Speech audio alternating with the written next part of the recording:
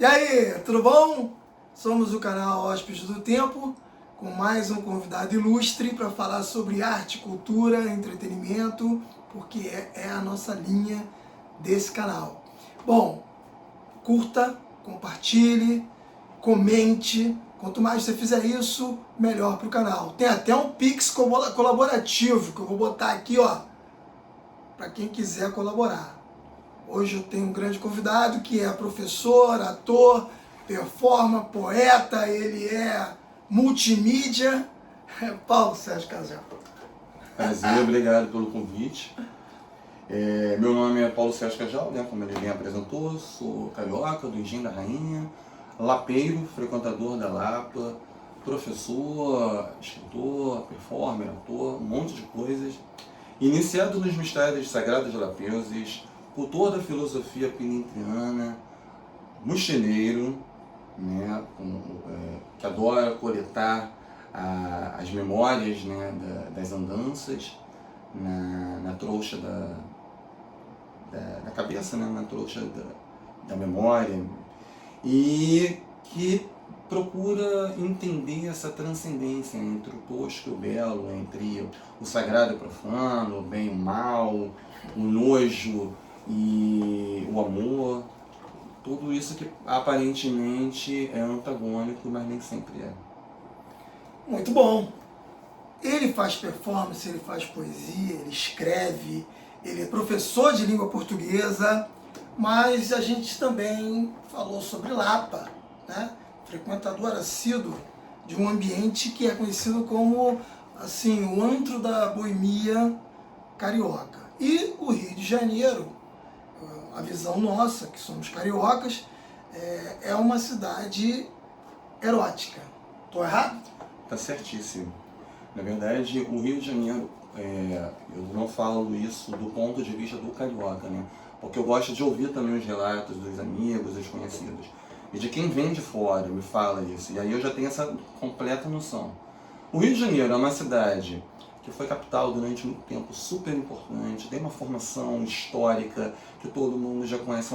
Os povos que estiveram aqui trouxeram esse erotismo, trouxeram essa malemolência, essa malandragem, tem um sabor, né, da aventura, do desejo, e é uma cidade litorânea. Isso já facilita, além dos desenhos, né, a geografia, os acidentes geográficos, né, ele é sempre muito sinuoso, curvilíneo, e isso já te dá uma sensualidade. É muito diferente de você ver uma cidade talvez fosse plana e não fosse litorânea. Quer dizer, a gente pode até falar sobre isso no próximo momento, mas o Rio de Janeiro tem isso. Além do mais, tem uma questão de energia, né, que atravessa o tempo. Então, é ancestral mesmo essa situação de você pode ser muito tímido, você pode ter problemas de socialização, mas de algum modo você vai ter um ponto-chave de aventura e emoção. Então você vai ter emoções no Rio de Janeiro, para o bem e para o mal, porque é uma cidade caótica, né? A gente aqui é um entroncamento, nem sempre vai ser bom, nem sempre vai ter um final feliz, mas pode ter um final feliz. Mas entre o começo e essa chegada, entre aspas, porque a chegada nunca acontece, o caminho é muito interessante e muito excitante. Então você pode vir de qualquer ponto do país e vai encontrar alguém, uma amizade, uma ficada, uma trepada, um amor de um pagode, um amor de carnaval, uma paixão de verão, um grande amor que dure por muitos anos, ou grandes amores, porque o Rio de Janeiro não é monogâmico também, né? É um facilitador. Então é uma cidade erótica. E eu acho que essa pergunta vem a calhar porque quando eu falei que eu sou mochileiro, desde que eu comecei a pensar nessa coisa da viagem, não só apenas para tirar foto e tal, é para conhecer os sabores das cidades. Esse sabor passa também pelo erótico, né? Por esse jogo. E eu percebi que há cidades que são mais libidinosas, mais lascivas que as outras. Certo. E aí eu cunhei um termo chamado geopolítica da pegação, que é entender como uma cidade diferente, que não é a minha cidade, ela pode ser muito legal para mim, e ela pode ser um tesouro de memórias, porque para mim o lance, o ímpeto de viajar é para você conquistar memórias e depois distribuí-las através da escrita, através de qualquer produção criativa, artística. No meu caso, que eu gosto de escrever, então eu gostaria de deixar para o mundo, olha que humildade é minha, mas deixar para o mundo essas recordações. Né? Se alguém vai gostar ou não, aí fica... Praticamente um documentário. Documentar. Não como necessariamente um documentário, né, acadêmico, tal, formal, mas como na literatura. É um documento, né? Seja através de um conto, de um poema, de uma dramaturgia, mas é sempre um documento. E vai estar sempre ali a minha experiência ou a experiência de terceiros, porque eu também gosto de escutar as histórias alheias. Então a geopolítica da pregação, ela é muito empírica, assim, é a partir da minha visão, somada a opiniões e experiências de pessoas muito próximas. Aí eu vou fazendo esse traçado, né, e escolho e elejo essas cidades. É claro que se um dia eu for realmente investir nessa pesquisa, é óbvio que eu vou ter que ter outros pontos de partida, não só os meus, né? Porque o meu é muito subjetivo, então aí teria que ter um rigor científico para analisar, mas eu ainda não está dentro desse rigor científico, é uma coisa muito poética. E aí eu escolhi algumas cidades, eu entendi que há algumas cidades do meu conhecimento, a partir das minhas experiências, que são mais eróticas, sim. E o Rio de Janeiro é uma delas. Isso é óbvio. Eu concordo. Bom, mas você falou também que é seguidor da filosofia pilintriana. Para quem não sabe, né, Zé Pilintra é uma entidade de matriz africana e nós temos, assim, dentro da mistura, que é o Rio de Janeiro, o local onde mais as pessoas escravizadas chegaram, o porto que mais recebeu escravizados no Brasil e na América Latina foi o Cais do Valongo, que hoje em dia é a Praça Mauá, e essas religiões de matriz africana, elas ficaram fincadas muito aqui e na Bahia, que é o segundo local onde mais teve essa população. Bom, tirando a questão religiosa ou incluindo ela na influência do ambiente do Rio de Janeiro e da rua, queria que você dissertasse sobre as ruas do Rio à noite, principalmente, ou às madrugadas, né? E nesses locais que são realmente mais fervilhantes, como Lapa, o próprio centro e Zona Norte, você falou de Madureira, né? Tem lá embaixo do viaduto, é sensacional. E aí, como é que você traça um paralelo sobre a filosofia pilintriana e esses ambientes? Eu já começo falando que a Lapa e Madureira, ao meu ver, são duas grandes encruzilhadas cariocas, né?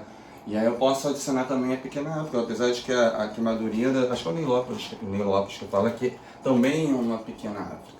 Então a gente tem essa ideia de que essas ruas que são portais, né, que atravessam o tempo, o futuro, o presente, o ontem, o amanhã, o hoje, enfim, aí vamos voltar a Exu, elas têm uma influência africana, né, fortíssima, né, principalmente de tradição banto, porque o Rio de Janeiro é uma cidade, eu digo que é uma cidade banto-lusitana, né, a maioria dos escravizados que chegaram aqui são bantos, depois alguns de origem Yorubá que veio da Bahia, com a chegada dos baianos, mas aqui é uma cidade banto.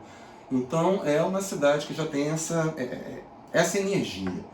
E quando eu falo de energia, eu não quero ficar só na questão religiosa, mas da questão humana do presente. As pessoas depositam suas energias ali, né? E ela vem de uma ancestralidade que é real.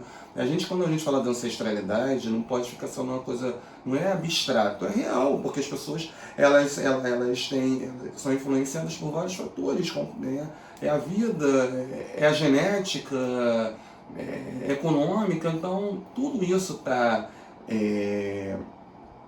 vai ser sentido quando você anda pelas cidades, você nota, né, a arquitetura, você observa as pessoas. Então, as ruas, elas são rios, como rios, né, de asfalto, elas te levam para lugares muito... Quer dizer, é muito concreto, esse lugar é concreto, mas ao mesmo tempo é um lugar dentro de você. E isso, quando você caminha à noite, né, e aí vamos falar da questão de segurança, claro, com toda a segurança possível, mas quando você tem essa sorte, né, e essa proteção, e esse autocuidado também, você vai perceber que as ruas têm muitas histórias do passado e do presente. E essa observação é uma observação que você aprende com os teus mais velhos, né? Os tios, os pais, os vizinhos, e também na literatura. Porque não é de agora. Então aprendi com João do Rio, Machado de Assis, Marques Rebelo, Lima Barreto, de uma certa forma até o Nelson Rodrigues, que não era carioca, era pernambucano, mas viveu aqui. Então essa coisa de falar da rua já vem de muito tempo. Aí é ancestral, né? Porque tem uma tradição literária aí. E somado esses dois fatores da tua vida, das pessoas que te formaram, ou que estão presentes na tua vida, desde a tenra-idade, com a literatura, você vai ter um tesouro enorme. A rua é um material também de trabalho. Então você vai aprender, da rua você vai colher personagens, ou partículas de personagem, ou características de personagens que você quiser compor num texto dramático, num roteiro de cinema, no conto. Então a rua é isso, a rua é um tesouro, né?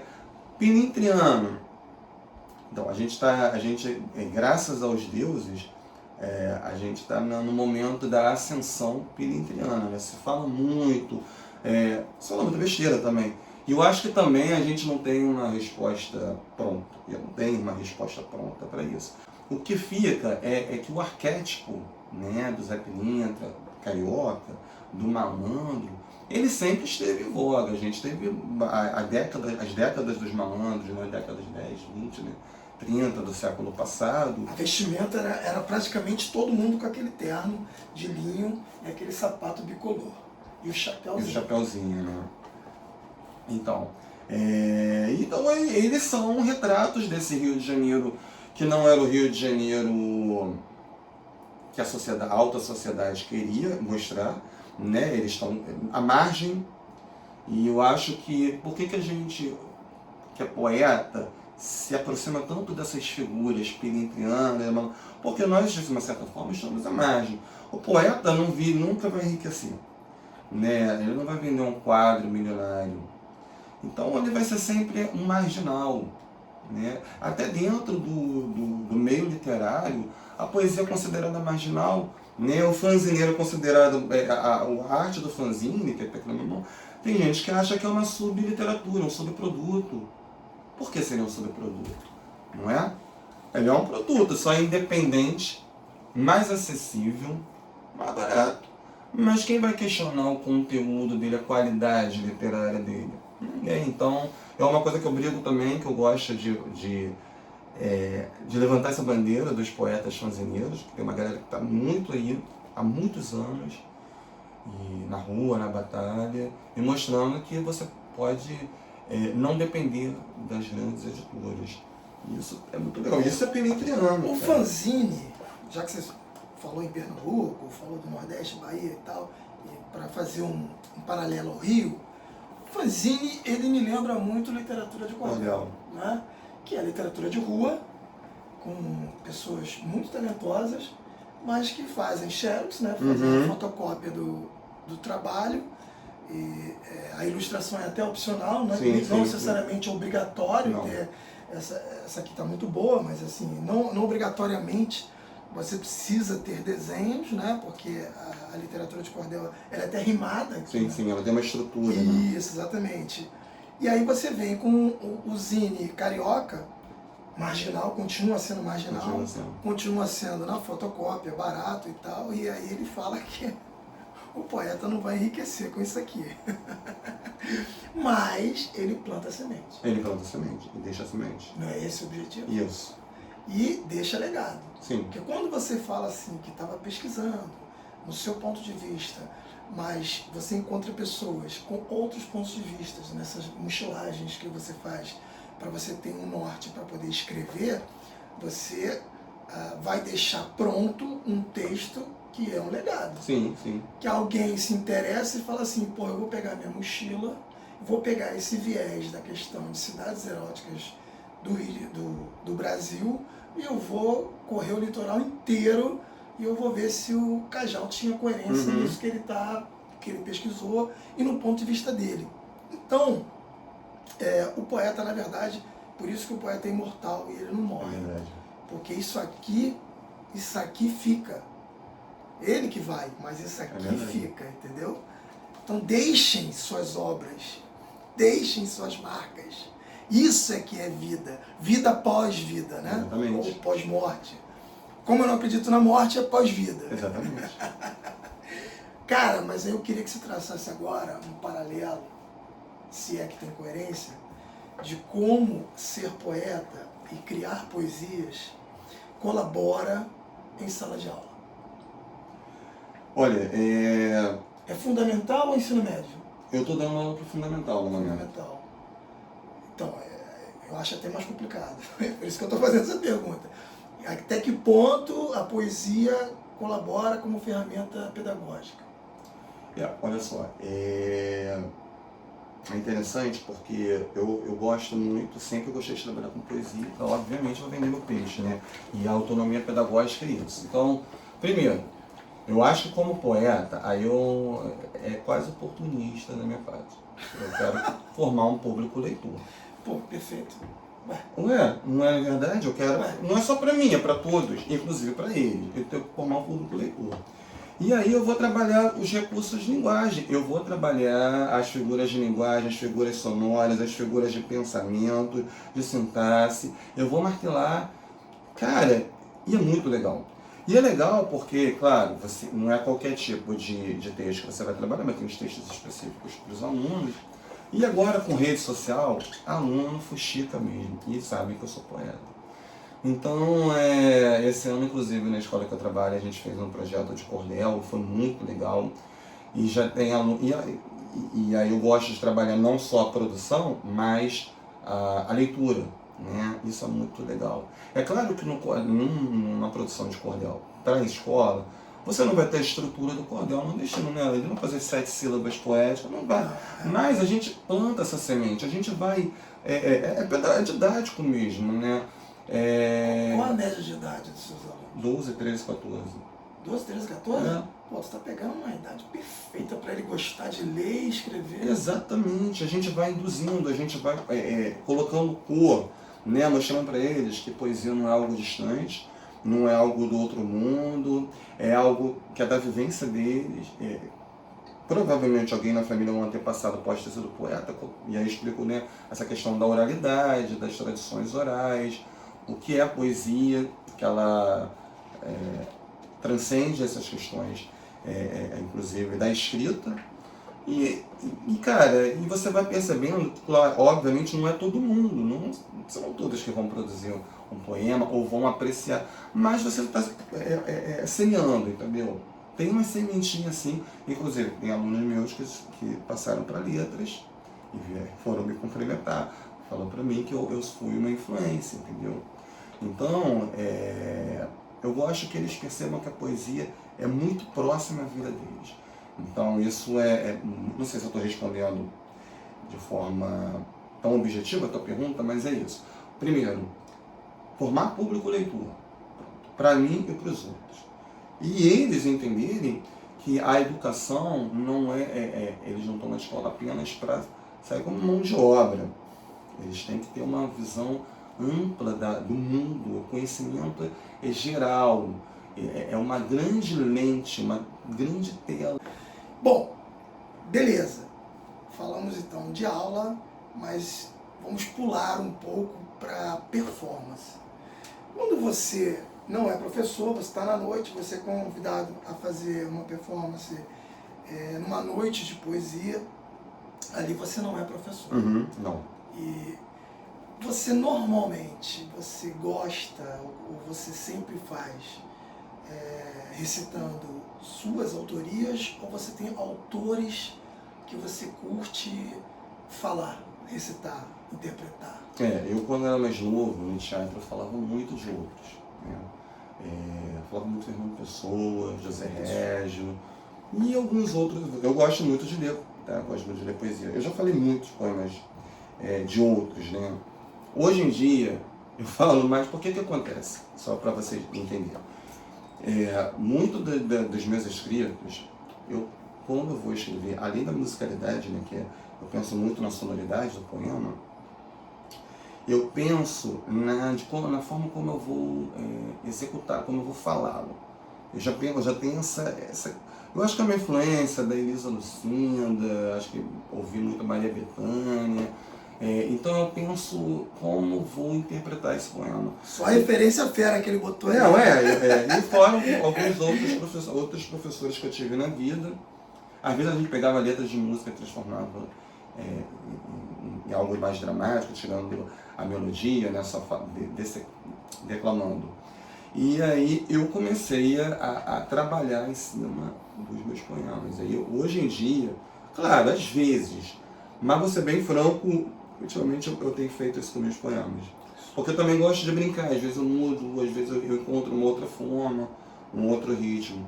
Mas eu já fiz muito isso, já falei poemas, principalmente do Fernando Pessoa e do José Régio. Bom, já que ele falou que ele curte mais, hoje em dia, a questão autoral, eu vou pedir que você escolha um poema seu para falar para o meu público. Quem nunca andou a esmo pela noite erma de Ermida Lapa? Quem nunca se sentiu só na multidão, quando esta mesma multidão jazia triste e solitário? Quem nunca esteve preso por amor e mesmo assim não sopelado entre carros engarrafados de carnaval? Quem nunca foi mamado por um grande amor no banheiro químico da central? Quem nunca desejou matar seu arqui-inimigo para depois ressuscitá-lo como seu fiel escudeiro? Quem nunca olhou para a face reluzente da lua, pensou ser o bico de um seio e desejou beijá-la? Quem nunca beijou o chão depois de levitar pelo livre do fio que suspende a alma dos bêbados? Quem nunca voltou de uma suruba inquieto, pensativo e abissal? Quem nunca, depois da transa, olhou nos olhos dela e baixou o santo profeta salomônico e cantou o cântico de todos os cânticos? Quem nunca baixou 1000 aplicativos de pegação, quando no fundo só queria ver a dança da chuva e fazer amor com as gotas que caíam dela? Quem nunca, numa roda de punheta ou de siririca, discutiu sobre os mistérios infindáveis do universo, metafísica ou física quântica? Quem nunca, ao trepar na escadaria da glória, curou-se poeticamente quando a vovozinha voyeur pediu para que a felicidade fosse compartilhada? Quem nunca vislumbrou as nuances da vida? Quem nunca desejou a morte? Quem nunca foi um protesto anticapitalista, levantando cartazes, usando calça jeans e tomando Coca-Cola para curar a ressaca? Quem nunca dobrou à direita se confundindo com a mão que dava para a esquerda? Quem nunca esqueceu de praticar a mais-valia com o prestador de serviço mais próximo quando voltava da greve? Quem nunca olhou para o crepúsculo do arpoador e desejou ser Deus? Quem nunca viu a face divina da aurora na noite melada do aterro? Quem nunca soube que o bizarro é o primeiro degrau para a ascensão espiritual? Quem nunca viu anjos com asas de pomba, pés de cabra e olhos de serpente? Quem nunca mente? Quem nunca? Quem? E aí? Isso foi pra vocês, hein? Bom, então, vamos lá, vamos retomar. Depois dessa é bem difícil retomar, né? Depois dessa lapada. Então, eu tô intrigado com, não sei se é uma série de Lapeuses. Lapeuses. Na verdade, começou com a Toca dos Insetos. O nome da série é Mistérios Sagrados de Lapeuses, que é a produção do Fio Cultural da Clécia Oliveira. Ela fez... Então, esse aqui é o primeiro, é o né? primeiro. Toca dos Insetos. Tá disponível em algum lugar? Comigo, na minha mão. Onde ele estiver, tá aqui com ele. O Caminho de Mateus. Aí é o número 2, Caminho de Mateus. Tá aqui. E Sobre o Amor, que é a produção do Fio Cultural, mas a capa da Vanessa Ângelo, que é uma artista plástica foda. E aí eu convidei. Né? Fez uma colagem linda. Vanessa Ângelo fez a capa. Então, é uma série, porque na verdade elas não são contos sequenciais. Cada livreto é um conto. Independente. Independente. Não é continuação de nada. Não é continuação, mas tem uma unidade. né? Que eu não vou falar com a unidade, porque aí só lendo para entender. Mas o que são os mistérios sagrados de Lapidus? Aí todo mundo me pergunta. Até parece. Porque tem, na Grécia Antiga, tinha mistérios de Eleusis, né? Que eram um ritual iniciático que alguns historiadores acreditam que seja mais ou menos similar ao que acontece no candomblé. Você se inicia, tem um segredo, tem os fundamentos, e você fica lá no roncó durante 21 dias. Faz uma reclusão. Uma reclusão. E havia os mistérios de Eleusis, que não se sabe ao certo o que acontecia lá dentro, mas era uma iniciação para Deméter, Perséfone e Dioniso. Então, brincando com essa questão de Eleusis, como eu frequento a Lapa, e eu sempre digo que a Lapa é um ponto iniciático aí da boemia, da filosofia pelintriana, eu adotei esse nome, Mistérios de Lapeusis. Por causa da Lapa. Por causa da Lapa, fazendo esse trocadilho com Eleusis. Você acha que Lapa é um portal? Acho, sempre achei. Vou defender isso até... Eu acho que a Lapa, assim, existem outros portais. Eu digo que é um portal do tempo e do espaço. Quando a primeira vez que eu entendi a Lapa, quando era adolescente, para mim era um mundo, né? E saindo da Zona Norte, tô falando assim, de termos de boemia, claro que eu ia pra praia, conhecia a Zona Sul, mas era diferente, era criança, tá? Mas aí, independente, né? Você podendo curtir a farra à noite na Lapa, para mim era um mundo. E aí eu, caramba, é como se ela me interligasse a várias cidades que eu considero literárias, sei lá, posso me a Nova Orleans, a Luanda, a Paris, a Lisboa, a Salvador, a Recife, a Ouro Preto. Então é isso. A São Luís, a Lapa, ela é como se tivesse um caminho que interligasse as cidades que algumas eu só estou citando, eu não conheço fisicamente, só através da literatura, mas imagino a riqueza que elas têm. E é isso, a Lapa me leva por esse caminho, é um portal do tempo e do espaço. Pô, então a Lapa é sagrada. É muito sagrada, tanto que tem o santuário do Zé Pilintra, né? Feito nos arcos da Lapa. Não é por acaso. Lapa, eu tenho como citar vários locais. Agora você falou que Madureira, assim como a Lapa, também é um local, vamos dizer assim, também um outro portal. Como eu não sou frequentador, eu gostaria que você me dissesse, dentro de Madureira, qual é o aspecto que você leu, fez a leitura e falou, nossa, esse local aqui é tão poderoso quanto a Lapa. E é isso, Madureira é um bairro muito afro, muito negro.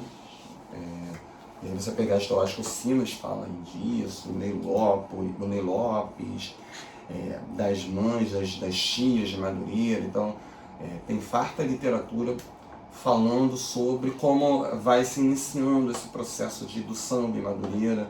Portela, Império, já teve a tradição. É um bairro que é cortado por duas estações, né, de trem, então são 3 lados, e acho muito interessante porque é um bairro tripartido, né, são 3 lados de Madureira. E você está falando que estação de Magno? Magno, e tem a estação de Madureira propriamente dita, né? Então, 2 estações. São 2 estações, aí são 3 lados. Tem aquele lado que vai de Campinho, Carolina Machado e do Mercadão de Madureira. Que passa pela passarela. Passa pela passarela. Então, nós temos o viaduto de Madureira, nossa, né, onde tem um baile charme, que, cara, aquilo ali é muito forte. Viaduto Negrão de Lima. Viaduto Negrão de Lima. Tem aquela parte do Império Serrano, que é maravilhoso. Tem a rua da Clara Nunes, né, da Portela. Então, assim, o que tem em Madureira aqui? Do outro lado, você encontra o Mercadão. O Mercadão. E, se você continuar na Edgar Romero, o Morro da Serrinha, que é importantíssimo. Isso. Você tinha falado sobre manifestações culturais, o jongo na Serrinha, famosíssimo no Brasil inteiro, um ponto de resistência, porque eu não consegui encontrar outro lugar onde tinha jongo.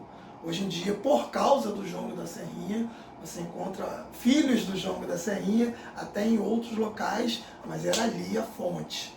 Então, eu posso contar, na verdade, de Turiaçu para cá, que também é Madureira. Ou você não considera a Serrinha? Considero. considero quando eu falo Madureira, eu falo da grande Madureira. Para mim, aquilo ali, até o Oswaldo Cruz, para mim. Neto Ribeiro. Não sei, eu outro dia vi uma entrevista do, acho que é o Marquinhos Satã, é o Satã, que ele fala que, ele faz uma distinção entre Madureira e Oswaldo Cruz, que Madureira é cosmopolita e Oswaldo Cruz é um bairro do interior. Mas, para mim, ela está conectada. E Madureira é muito cosmopolita. É um bairro comercial, de trânsito, né? A Carolina Machado, do outro lado, onde tem o Mercadão, Edgar Romero, é muita gente. Não tem como não ser uma encruzilhada, cara. E Madureira tem uma história muito fascinante que tem até um rapaz que fez acho que é o Marcelo Nutin, né? Escreveu um livro agora, que tinha um teatro ali de Madureira, né? E que não foi preservado. Verdade. Né? E esse teatro, cara, pra mim, era algo que tem uma relevância. Hoje em dia é uma loja de brinquedo ali na Carolina Machado, né? E era pra você nunca ter destruído aquele prédio, tinha que ser a memória do bairro. Eu me lembro quando era criança, tinha cinemas em Madureira, né? Pô, fui muito. Entendeu? Que agora é no lugar onde tem o shopping. Isso. Não, são os cinemas. O nome da mulher, da vedete que criou o Teatro de Madureira, Zaquia Jorge, ela morreu em 1957 num acidente muito dramático, num recreio, ela se afogou. Né? E fizeram 2 sambas para ela, né? Madureira chorou. E quem brilha é Copacabana, Madureira chora. A Madureira chorou e a Estrela de Madureira, né? É homenagem a ela. É homenagem a ela. Então, assim, cara, não tem como não ser um bairro, assim, interessante. Ele está dentro do Rio de Janeiro profundo, né? E é caminho para a Zona Oeste. Eu digo que Tenente Magalhães, né? Você pega não e vai embora. Vai embora. Vai para Realengo. Não é? É verdade. Já é o ponto de caminho para a Zona Oeste. E é uma reta só. É uma reta só, não é? É verdade. Eu tenho um amigo meu que fala que a Zona Oeste começa em Madureira. Ela está entre... Não estou pensando no termo simbólico mesmo, né? Porque é uma reta só. E você tem um trem que vai te levar para Nova Iguaçu, vai te levar para um monte de lugares, né? Passa Madureira é encruzilhada ali, de fato. Madureira realmente é um entroncamento. É um entroncamento. Bom, vamos lá. Infelizmente a gente tem tempo aqui no programa e eu preciso divulgar o meu convidado. Cajal, preciso que você divulgue suas arrobas. Então, no Insta, @bruxo217. Por quê? Por quê? É alguma coisa? Não, porque na época da faculdade, na época que eu criei o e-mail, eu não tinha nem computador. Né? 2004, 2006, não tinha computador. E aí usava o computador da internet da escola. Aí uma amiga minha, eu também não mexia direito não. Vamos criar um e-mail. Qual é o e-mail? Bruxo da Lapa. Mas por quê? Se o Machado é o bruxo do Cosme Velho, eu sou o bruxo da Lapa. Então eu tenho um e-mail, bruxodalapa@yahoo.com.br até hoje. Aí quando eu criei o Instagram, eu falei assim, botar bruxo, foda-se, bruxo. Já tinha. E aí 217, eu vou somar 217, foi bem aleatório. Aí eu somei, deu eu sei que eu crente que era numerologia, não, mas eu não sou numerólogo, mas eu sei que a soma dos algarismos daria 1. 1 é o início, né? Então vai ser 217. Foi isso. @bruxo217. No Facebook, que eu ainda tenho, Paulo Sérgio Cajal com K, Cajal, aquele lápis de olho, né? Os povos do deserto usam. Aí o e-mail de acesso ao Facebook, bruxodalapa@yahoo.com.br. Entendeu? Muito bom isso, hein? Bom, a gente vai terminando por aqui. A gente vai... A gente que eu falo, porque a Ana Miriam, mesmo não estando presente, ela está sempre por aqui, porque a alma dela fica por aqui. Então, um beijo para Ana Miriam, porque ele estava querendo conversar contigo, hein? Perguntou por você. Perguntou, cadê? Onde está a Ana Miriam? Ana Miriam está dodói. Mas vai se recuperar. Semana que vem a gente tem mais entrevistas. A Ana Miriam retorna. Ou não! Pode ser eu de novo, sem problema nenhum. Tá, eu quero mandar um beijo para Ana Miriam. e agradecer ao Cajal. Obrigado, professor Ronaldo. Obrigado, Ana Miriam, pelo convite também, né? Você fez essa forma. Tamo junto.